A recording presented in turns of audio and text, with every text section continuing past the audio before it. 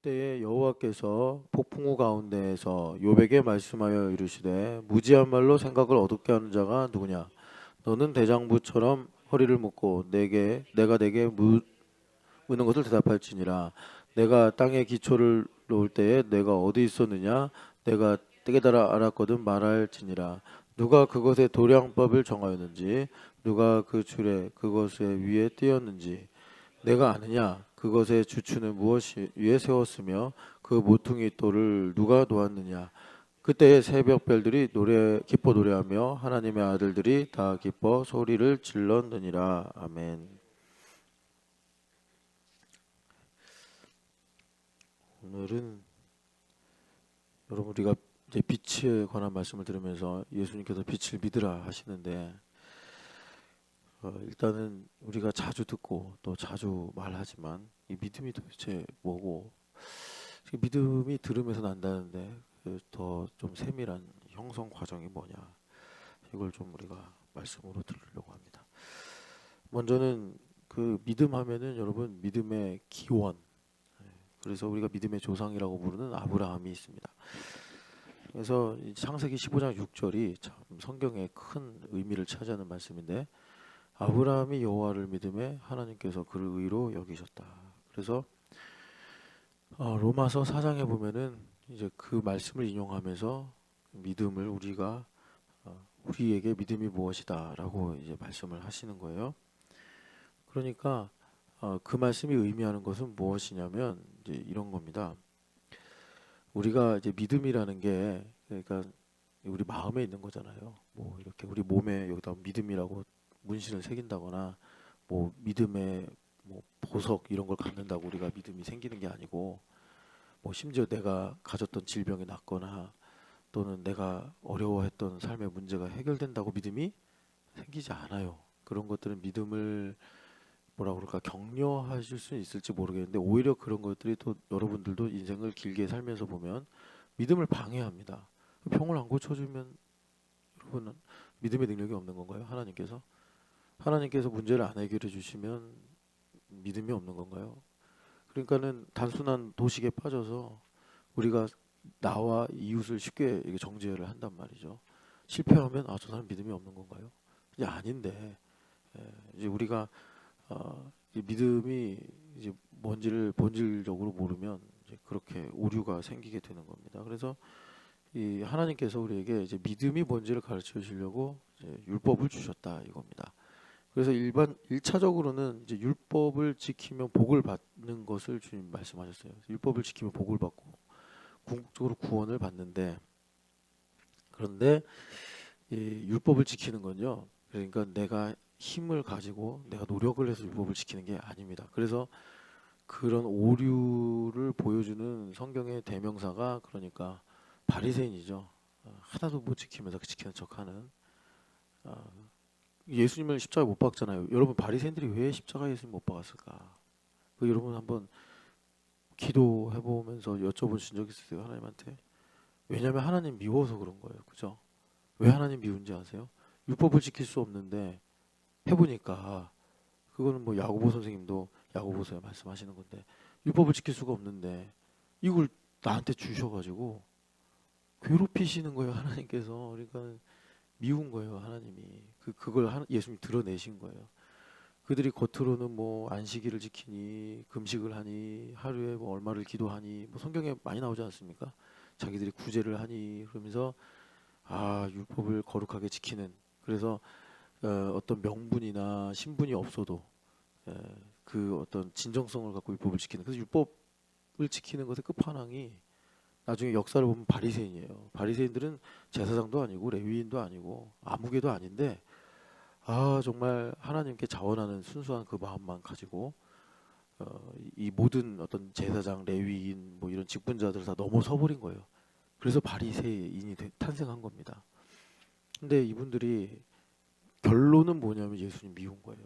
왜냐하면 그 속에 회칠한 무덤이다 뭐 이렇게 말씀하셨는데 그 누구죠?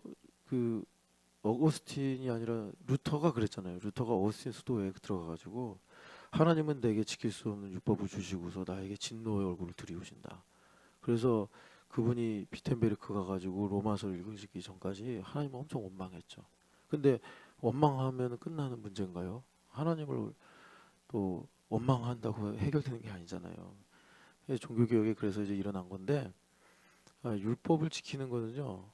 그러니까 우리가 이제 호세아서도 읽어보고 하면서 말씀을 깨달아 보면 이런 겁니다. 내가 하나님을 너무 사랑해서 율법이 지켜지는 거예요.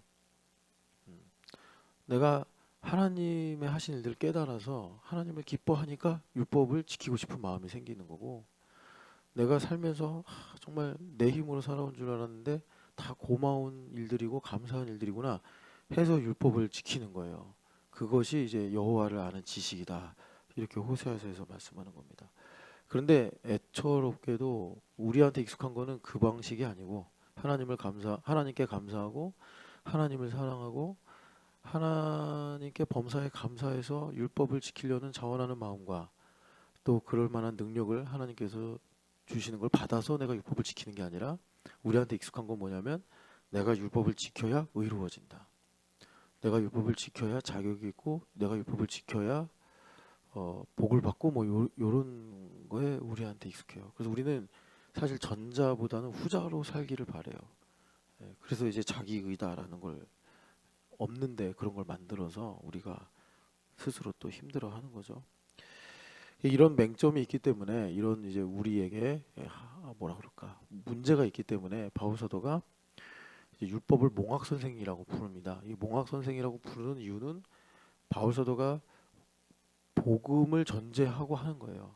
그러니까 복음이 있는데 복음까지 가려면 율법이 몽학 선생 노릇을 해야 된다. 그래서 이 몽학 선생이라고 부르는 율법이 뭘 하는지를 바울 사도가 로마서에서 가르치시는 게 뭐냐면, 율법은 죄를 깨닫게 한다 이거예요. 그러니까 죄를 깨닫게 해서 내 죄를 가져가시고 내 죄를 해결해 주신 예수님을 만나게 한다. 복음을 영접하게 한다. 그래서 이제 율법이 몽학 선생이다라고 말씀하시는 것입니다. 그래서 우리가 이제 교회가 된다라는 거는 무슨 말이냐면, 교회는 충만하게 하시는 이에 충만합니다. 그러니까 충만하게 하시는 이에 충만하게 하시는 이는 예수님이겠죠. 그 맥락을 보시면 교회의 머리가 예수님이시니까, 그러면 예수님으로 충만해진다는 거예요. 예수님으로 충만해지는 게 교회라. 그럼 예수님으로 충만하게 되는데 그분은 내 안에 오셔서 또 충만하게 하셔. 뭘 충만하게 하시는 거죠? 하나님의 사랑을, 감사를, 찬양을, 경외를, 기쁨을 충만하게 하시더라라는 것입니다. 그래서 예수님으로 충만해지는 게 교회다. 그래서 예수님으로 충만해지면 어떻게 되죠? 하나님께서 율법을 주신 본 의대로 내가 감사해서 하나님을 사랑해서 하나님을 기뻐해서 이제 하나님의 뜻이라고 할 수 있는 율법을 행하게 이제 되는 것입니다. 그래서 정리를 하면 이래요. 믿음의 형성 과정을 오늘 본다고 했습니다. 믿음이 뭔지를 제가 지금 여러분들하고 답을 찾아가는 거예요. 우리한테 요구되는 것은 율법을 지키는 노력과 능력이 아니에요. 이미 죄인인 걸 아시기 때문에 주님께서 그 루터가 오해했듯이, 바리새인들이 하나님을 사랑하고 믿는다고 하면서 속으로는 증오했듯이, 하나님께서 우리에게 노력과 능력을 요구하시는 게 아니에요. 그런 게 아니고, 하나님께서 로마서 5장에도 나오지만 우리를 사랑하셨는데 언제부터 사랑하셨냐 봤더니 원수였을 때부터, 죄인일 때부터 사랑하셨다는 거예요. 그러니까 당연히 하나님은 노력과 능력을 요구하지 않으시는 거예요. 그러면 그렇게 우리가 원수였을 때 하나님 우리를 사랑하시는데 그냥 말로만 사랑한다, 잘 되라 이렇게 말씀하신 것이 아니라 하나님의 아들 예수님을 보내셨어요. 보내셔서 죄인이 내가 죽어야 되는데 나 대신에 예수님 죽게 하셨단 말이에요. 자, 이게 중요합니다. 거기에 대한 은혜의 반응입니다. 그 일에 대한 은혜의 반응.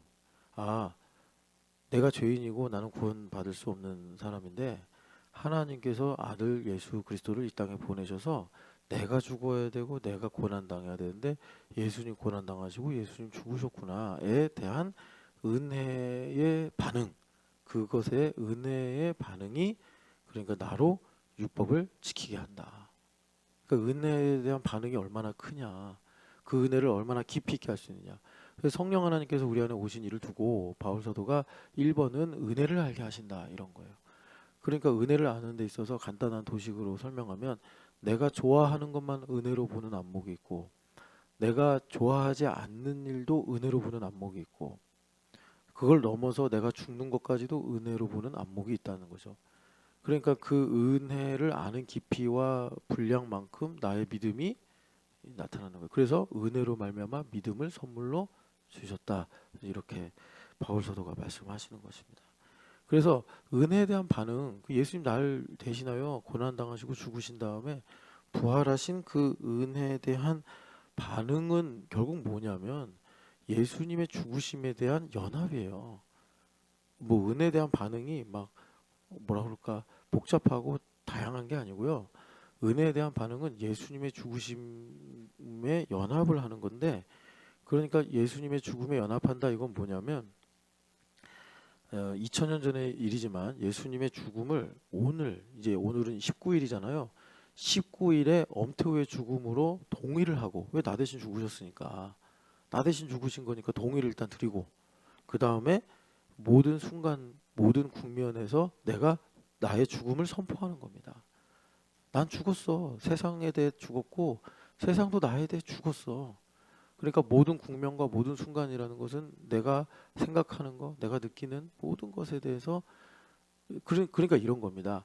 이제 이 하나님 중심으로 바꿔 말하면 우리가 아둔해서 예수님께서 이 땅에 오셨고 나를 대신하여 고난당하시고 죽으셨다는 걸 아는데도 몰라요, 우리가.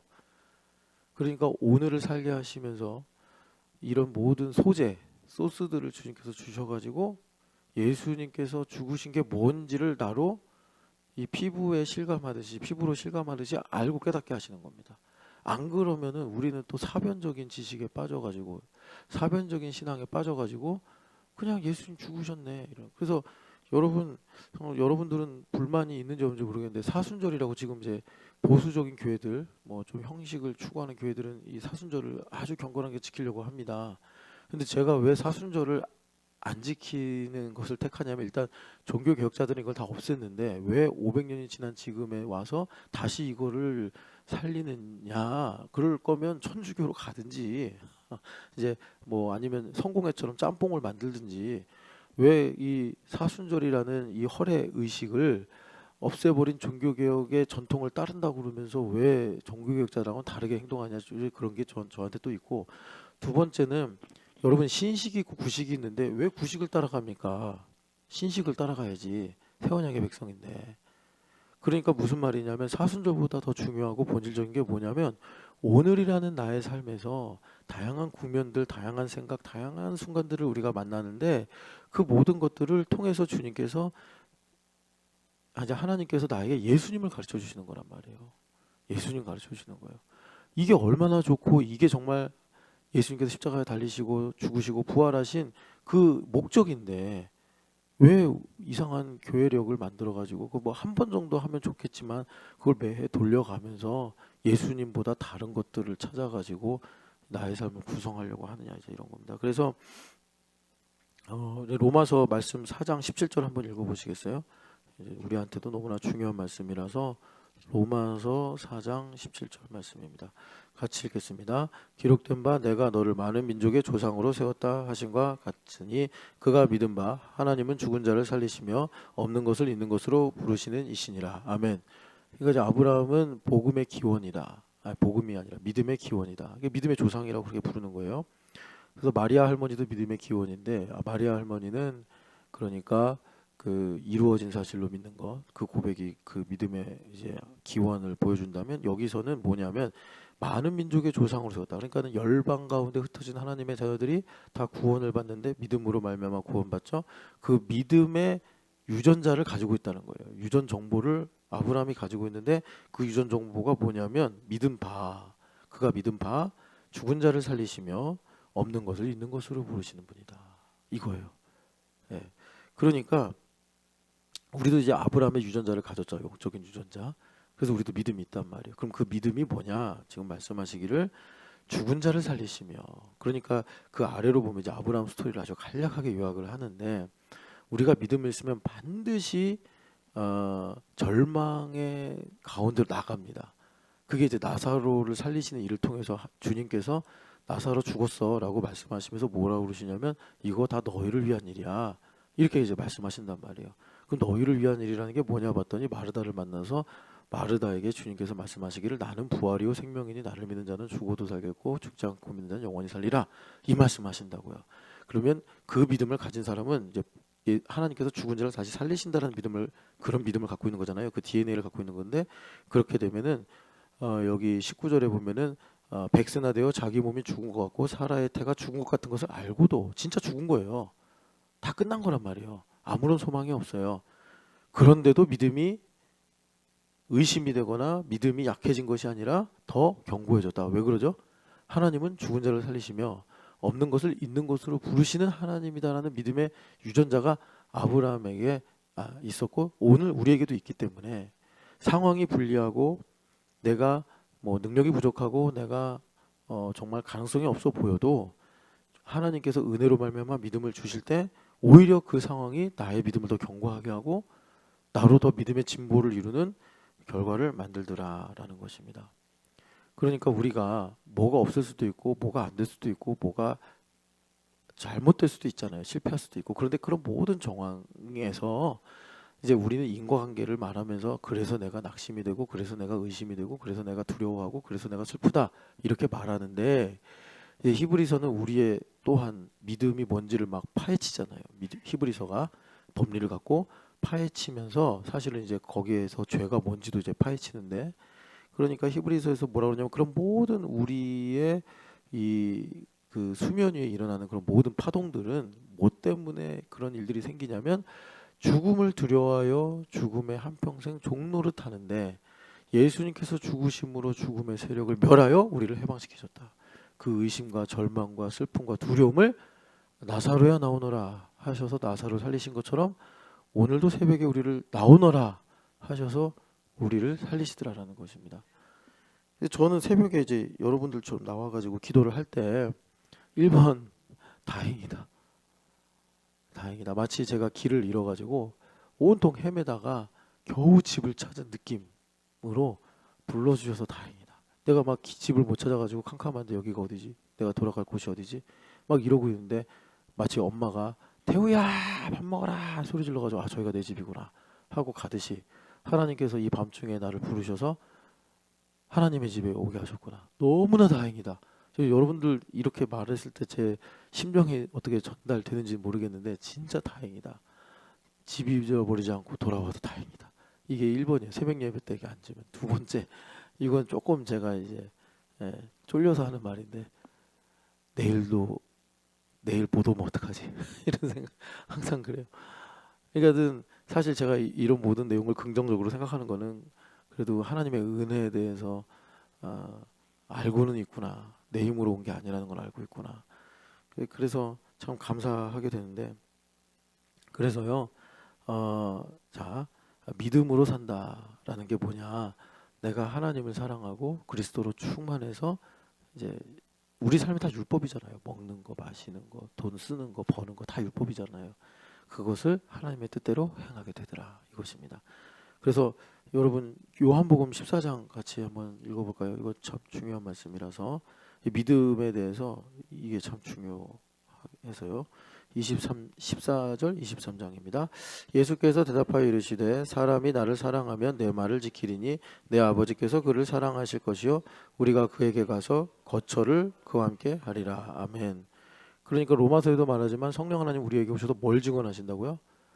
아버지 하나님을 아빠 아버지라 부르게 하느니라. 그러니까는 이겁니다. 성령 하나님으로 충만하면 내 말을 지키리니. 믿음으로 산다는 것은 내가 하나님을 사랑하고 하나님을 기뻐해서 율법을 지키고 사는 것이다. 주님 말씀하시는 거예요. 그래서 아까 전에 로마서에서 아브라함의 믿음이 뭐냐 이거를 우리가 이제 봤는데 그래서 그 로마서 1장 16, 17절 보면은 이렇게 말씀하죠. 복음에는 하나님의 구원을 주신 하나님의 능력이 있나니 우리를 믿음에서 믿음에 이르게 한다. 이렇게 말씀하세요. 그러니까 믿음의 어떤 일종의 형성 과정이 있다. 이렇게 말씀하십니다. 자, 여러분들은 저랑 같은 시대에 살면서 어떤 생각을 하십니까? 구원받기가 쉽다고 생각하십니까? 어렵다고 생각하십니까? 사실 뭐 이 질문은 나 자신보다 사실 나 자신에게 적용되는 일차적으로 말씀이지만 사실 궁극적으로는 우리 자식들에게 적용되는 내용이에요. 구원받기 상당히 어렵습니다. 저는 여러분들이 구원에 확신이 있기 때문에 이 문제를 심각하게 생각하셨으면 좋겠습니다. 그냥 제가 몇 가지, 한 두 가지만 예를 들어볼게요. 아무도 의심하지 않는, 뭐, 예를 들어서 세계 고전, 그 중에 이제 백경, 여러분 모비딕 아시죠? 예, 그 모비딕을 보면은 고래 잡는 사나이들의 이야기예요. 그죠? 근데 거기 이제 쭉 여러분들 보시면 알겠지만, 뭐, 읽으신 분들, 안 읽어보신 분도 있겠지만, 거기 이제 종교, 이제 미국을 배경으로 하니까 기독교가 주로 나옵니다. 그런데 얼마나 그 기독교가 그래 이런 말 할 수 있잖아요. 종교 따위를 믿어? 이럴 때 이 기독교가 얼마나 그런 따위에 해당되는지를 설득력 있게 보여줘요. 예, 그러면서 사실은 진리로 이렇게 추앙하게 만드는 것이 그러니까 이제 고래라는 초자연적인 그 생물이죠. 도전하고 두려움에 맞서고 이제 이런 어떤 인간상 그런 것들을 이제 조명하죠. 거기에 보면은 이제 항해사들이 나오는데 2등 항해사, 뭐 1등 항해사도 그렇고 뭐 여러 사람들이 나와요. 근데 2등 항해사를 표현할 때 이런 말을 해요. 그 사람이 그러니까 어떤 기질을 가지고 있냐면 고래를 만나도 두려워하지 않아. 태연해. 고래를 만나면 막 두려워하고 떨고 막 이래야 되는데 이 사람은 태연해. 그 희한한 기질을 갖고 있는데 그런 성격의 그 이유가 뭐겠냐 한데 이런 설명을 해요. 근데 되게 설득력이 있어요. 현대인들한테. 어, 그 사람이 자면서 코는 뗄지 몰라도 파이프는 떼지 않는다. 옷을 갈아입을 때도 밥을 먹을 때도 항상 입에 담배 이 파이프를 물고 있다는 거예요. 그 하나를 특정해서 그 사람이 고래를 만나도 두려워하지 않고 태어나면서 그런 이제 성품을 가지고 있다라는 걸 설명하는데 이상하게 우리가 읽으면 사실은 파이프를 물고 있는 거하고 고래를 잡을 때 두려워하지 않는 성향, 태어난 이런 어떤 심장 박동이 빨리 뛰지 않는 이런 참 기묘한 이런 기질하고는 어떻게 보면 인과관계 별로 없는데 이 설득이 되면서 되게 이제 매력적인 거죠. 상상을 하는 거예요. 파이프를 물고 있는 2등 항해사.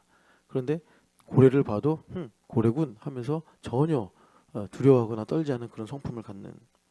그러니까 제가 이제 무슨 말을 하는 거냐면 우리는 기독교인이잖아요. 기독교인들은 사실 이렇게 이제 모비딕 같은 상황을 보면은 하나님 고래를 왜 만드셨지? 예, 이런 거. 그런 걸 묻는 사람들이에요, 우리는. 근데 그런 건 다 가치가 없다는 거예요. 예. 고래를 뭐 만드신 하나님, 고래를 다스리시는 하나님, 고래를 통해서 영광을 받으신 하나님은 다 재미없는 얘기고 쓸모없는 얘기고 그런 건 종교 따위나 하는 거고 지금 우리 현실에서 중요한 거는 그 고래에 맞서는 인간의 어떤 이 도전 정신, 인간의 그 어떤 이 용기, 이제 이런 것들을 조명하면서 그 백경 모비딕이라는 소설이 인간상을 높이는 거예요. 예, 인간상을 높이는 거예요. 그래서 그 거기 주인공이라고 할 수 있나? 뭐 이슈마엘이라는 사람이 쭉 이제 내러티브로 나레이션으로 이끌어 가는데 거기서 이제 인기가 많은 사람이 스타벅이죠, 스타벅. 그래서 이 스타벅스 사장이 스타벅 이름을 따서 저렇게 카페 이름을 지었다는데 이게 사람을 찬양하는 겁니다. 그 창조주가 만든 거대한 고래에 창살 하나를 들고서 맞서는 위대한 인간. 죽음을 두려워하지 않고 파도를 두려워하지 않고. 예. 그런데 이러한 이제 이 고전의 이야기가 그러니까 우리가 좀 영화 같은 거 보면 그러잖아요. 뭐 클리셰다, 오마주다 이런 거 하지 않습니까? 이제 그런 것들의 일종의 세례처럼 임해서 우리가 원하든 원하지 않든 이해를 하든 이해를 하지 못하든 우리를 구성하는 요소가 됐다는 거예요. 근데 이런 결과가 나오면 믿음을 갖기 되게 힘듭니다. 왜냐하면 아, 우리가 이전 세대보다 극단적으로 그러니까 자기중심적이 돼요. 그 여러분 달과 육펜스 읽어보셨어요? 상당한 감동이 있죠. 거기 스트링랜드라는 주인공이 나오는데 그 사람이 나중에 온몸이 썩어 들어가는 병에 걸립니다. 그런데 그가 꿈꾸던 그림을 마지막에 완성을 해요. 근데 그 그림을 어디다 그렸느냐? 자기가 사는 집에다 그린 거예요. 그리고 어떡하죠? 자신과 함께 집을 다 불태워버립니다. 그래서 집에서 불타 죽었나? 나중에 몸이 썩어서 죽었나는 몰라요. 근데 그 책에 대해서 이제 보통 사람들이 뭐라 그러냐면 예술혼의 성소다 그래요. 그러니까 써머신 몸이 그 달과 6펜스를 가지고 그러니까 뭐 그림을 그리든 음악을 연주하든 소설을 쓰든 예술에 자신의 인생을 바치는 사람들의 혼이 무엇인지를 딱 이제 스트릭랜드라는 주인공을 통해서 보여준 거예요. 이제 뭐 고갱의 영향을 받았다 이렇게 말하는데, 그러니까 여러분 이겁니다. 그 사람이 런던에서 성공한 은행원이었어요. 그리고 남들이 부러워하는 커리어와 상황을 가지고 충분히 잘 살 수 있는데 그걸 다 버리고 가난한 파리의 그 화가로 가서 나중에는 이제 그렇게 인간적으로 보면 비참한 삶을 사는데 그게 비참해 보이지 않고 거룩해 보인다는 거죠. 그 소설에 의하면. 예. 그러니까는 사람의 어떤 이 주관적인 느낌과 사람이 한순간에 볼 수 있는 완벽한 그런 순간이 있지 않습니까? 예. 그것을 절대화시켜 버리는 거예요. 그러니까 그 어떤 이제 예술을 하시는 분들에게 있어서 우리가 추구하고 원하는 게 저런 거 아니냐. 뭐 이제 여기 마침 호윤실 자매 있으니까 첼로를 연주할 때 정말 이것이 사람의 연주인가 신의 음성인가 뭐 이런 순간, 그 한순간을 위해서 예, 이제 그런 거죠. 결국 인간을 절대화하는 거예요.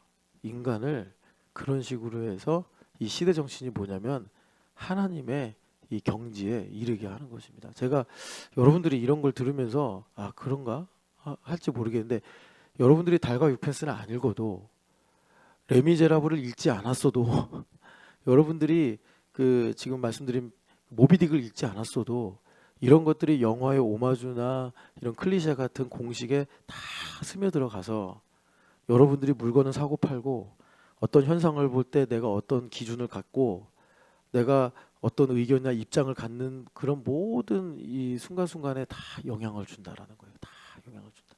근데 그 결과가 뭐냐면 우리가 하나님의 말씀과 하나님의 구원의 역사에 대한 절대적인 믿음을 갖는데 치명적인 그 뭐라 그럴까 장애물이 된다라는 겁니다. 그래서 이런 걸 생각해 보면 우리 구원받기 상당히 힘들어요. 여러분 얼마나 많은 순간에 우리가 내 마음대로 삽니까?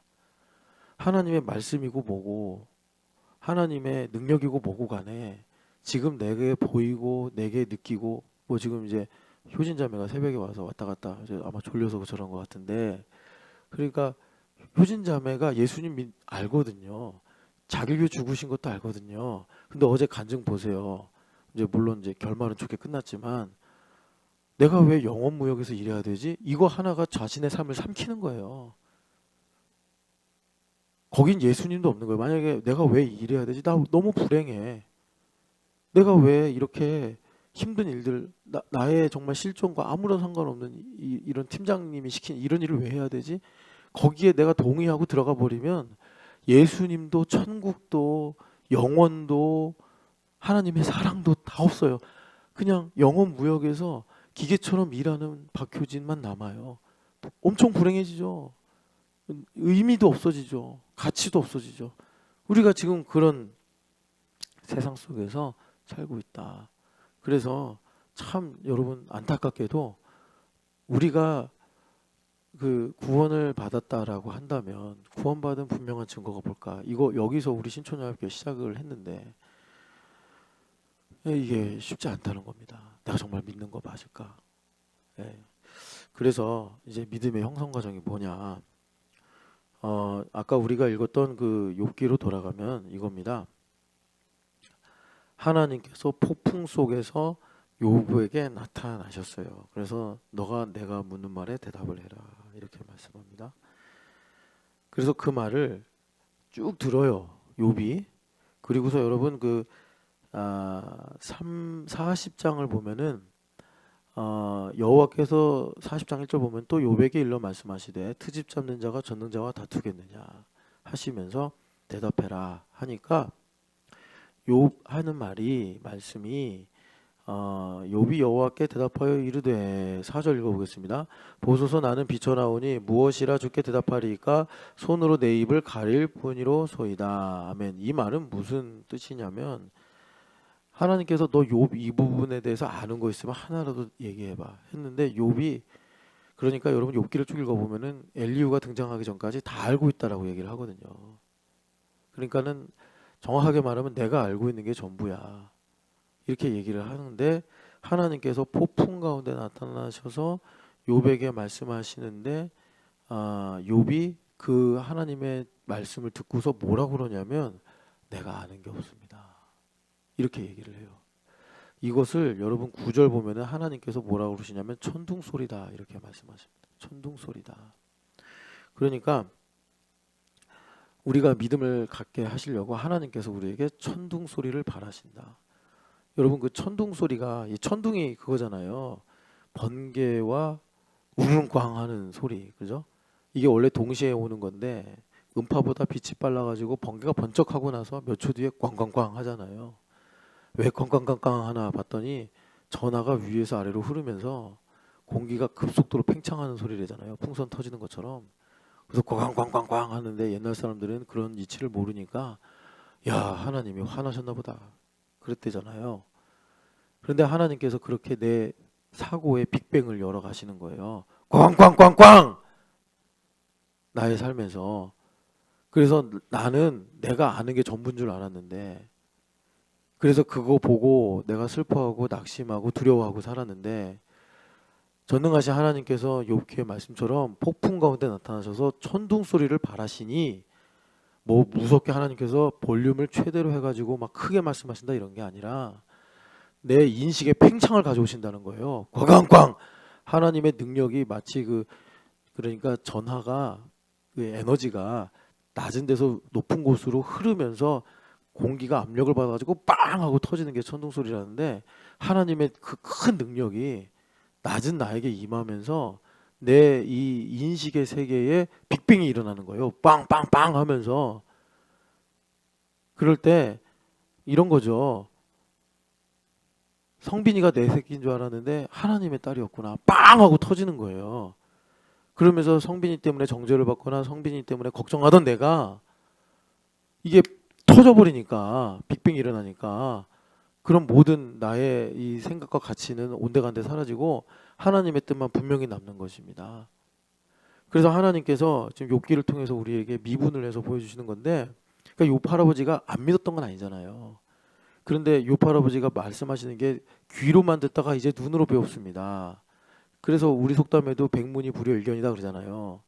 그러니까 어떤 실존적으로 하나님을 더 가까이 하게 됐고 나의 존재가 새로워졌다라는 건데 그런 거를 하나님께서 우리에게 이루시려고 나의 인식의 전환을 일으키시는데 내 이 머릿속에서 팽창이 폭발이 일어나 버리면 하나님의 이제 말씀의 능력이죠.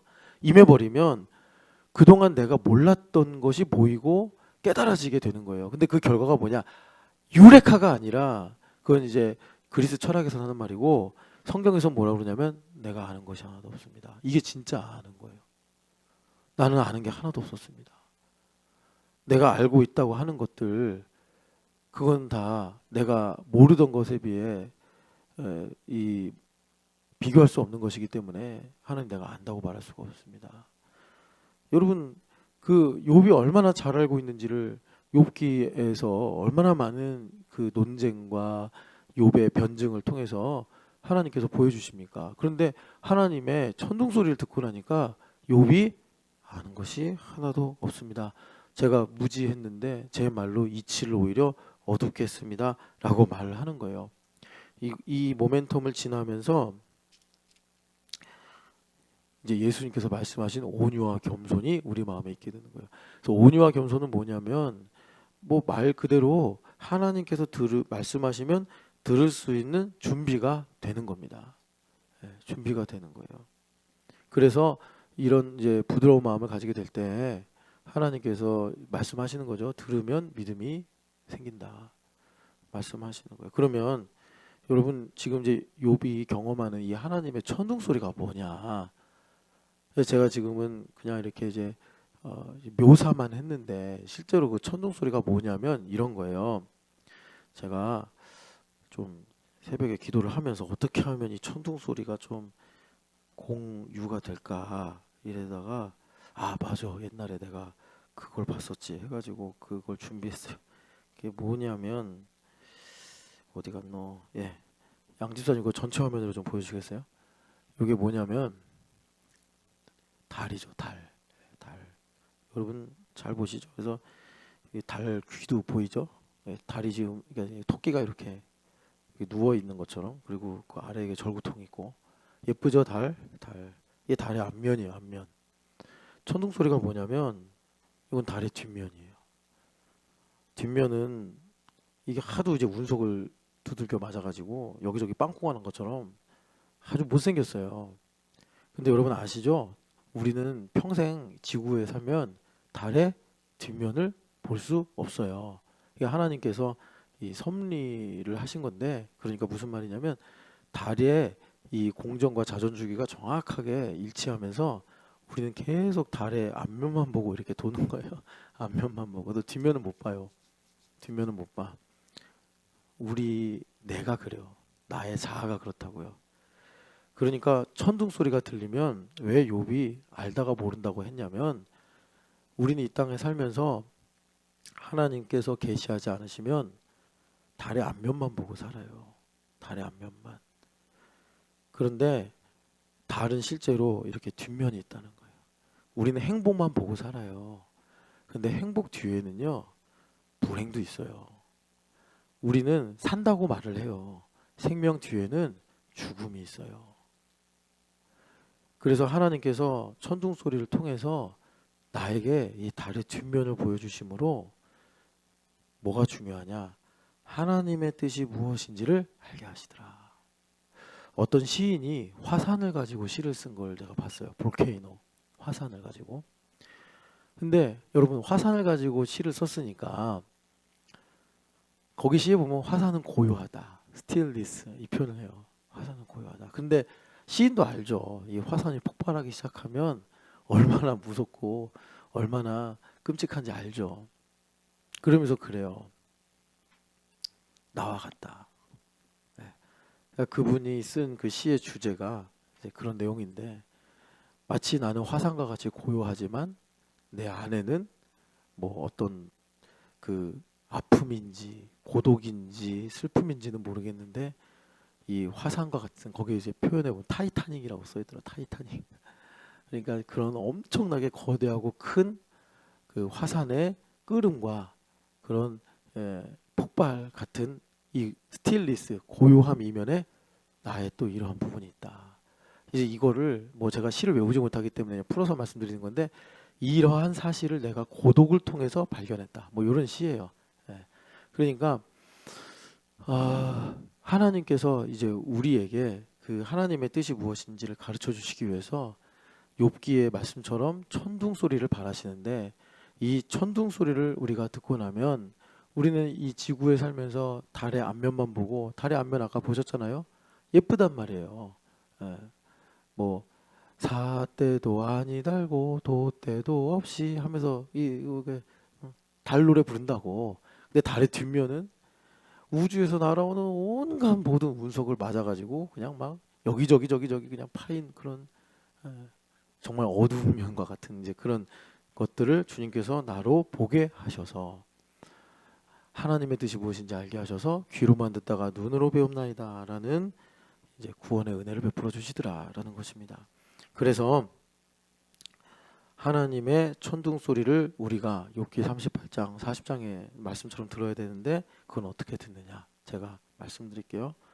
주님께서 그래서 골방에 와서 기도해라 이렇게 말씀하신 거예요. 그 아까 전에 시인이 자신의 이런 이제 상황을 이 화산을 보면서 화산이 조용하다는 거예요. 그런 고요한 순간에 골방 기도를 할 때 하나님께서 나에게만 하시는 말씀이 일종의 천둥 소리라는 거예요.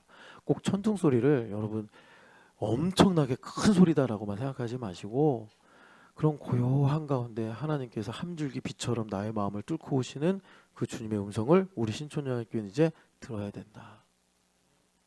우리가 모여서도 기도하고 모여서도 찬양해야겠지만 우리 주님께서 기도를 가르쳐 주실 때 너희들이 골방에서 주님을 만나라 이렇게 말씀하신 이유가 그것이다. 그래야 우리가 앞면만 보려고 하고 앞면만 주장하는 외식에서 벗어나 진면을 우리가 알 수가 있다. 하나님의 뜻을 깨닫고 알 수 있다.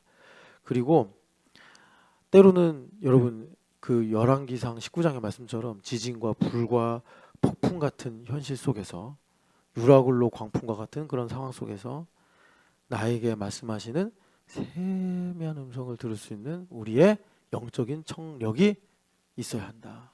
그게 천둥 소리를 듣는 것이다. 그럴 때 주님께서 나의 인생에 달이라는 나의 자아상을 보게 하실 때 앞면과 뒷면을 보게 하셔서 하나님의 뜻이 이런 것이구나. 하나님의 사랑은 살리기도 하시고 죽이기도 하시는 거구나. 하나님의 사랑은 주시기도 하시고 빼앗아 가시기도 하는 것이구나. 하나님의 사랑은 평화를 주시기도 하지만 때론 전쟁을 주시기도 하는 것이구나. 이것을 통해서 주님께서 우리에게 영원하신 하나님의 뜻을 알게 하셔서 어떻게 하신다고요? 믿음으로 살게 하사 하나님을 사랑하게 하시고 기뻐하게 하심으로 내가 하나님의 법을 지키게 하시더라. 믿음을 나에게 주십니다. 여러분 이렇게 믿음을 구하시고 오늘 이 새벽이 5분이든 10분이든 우리 신촌여학교 한 사람 한 사람에게 골방이 되는 복된 시간 되시기를 축복합니다. 사랑하는 하나님 아버지, 이 자연을 통해서 주님의 신성과 영원하신 능력을 봅니다. 하나님 아버지, 또 말씀을 통해서 하나님께서 우리를 어떻게 구원하시고 우리를 어떻게 가르치시는지를 봅니다. 하나님 아버지, 이 시대는 참 우리가 원하든 원하지 않든 시대의 공기와 옷으로 인해서 하나님 우리가 믿음으로 사는 것이 참 어렵고 위태로운 시대가 되었습니다.